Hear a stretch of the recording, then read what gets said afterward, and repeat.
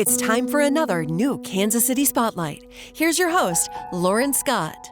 The Medicare annual enrollment period ends December 7th, and while it's a significant time for anyone 65 and older, it's also important to understand what it all means.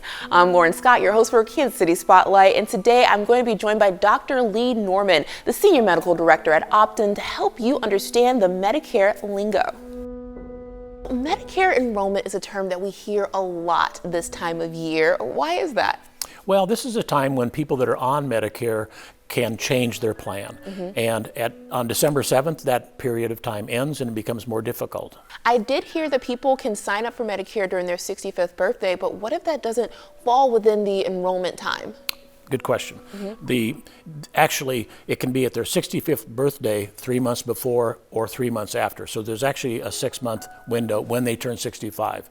But this is for people, the enrollment period is for people that are already on Medicare.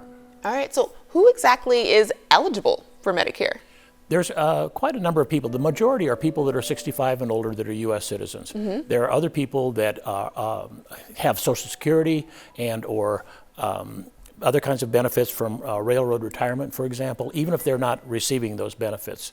People with disabilities, people with chronic renal failure. So it's really important to go in to Medicare.gov, for example, and has those categories very neatly listed. All right, now I've heard Medicare Part A, Part B, Part D. It's also confusing. What do these mean, and should someone just simply sign up for all of them? Yeah, that's a great question. It depends on what a person's needs are and what their likely expenses are.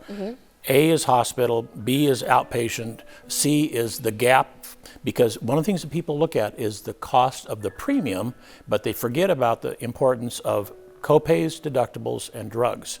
And Medicare Part C, which is Medicare Advantage or Medigap, are the ones that can fill up those things, because a person can think they're getting by fine with just their premium, but then down the road get a lot of extra costs. It's important to look downstream at those other costs. All right, so what advice do you have for someone who's looking to either sign up for Medicare or change their plan? I think they need to really do their research. Number one, when the notice of change, the annual notice of change comes, do not throw it away and don't ignore it and push it off to the end of the enrollment period. Spend some time with it, learn what it really means, and look toward the future, not just toward the past. All right, well, amazing information. If people want to learn more, where can they go? OptumKC.com is a good place to look. Okay. All right. Well, thank you so much for being here with us today. Thank you.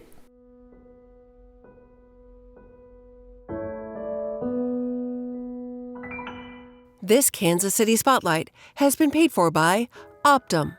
For more information, visit OptumKC.com.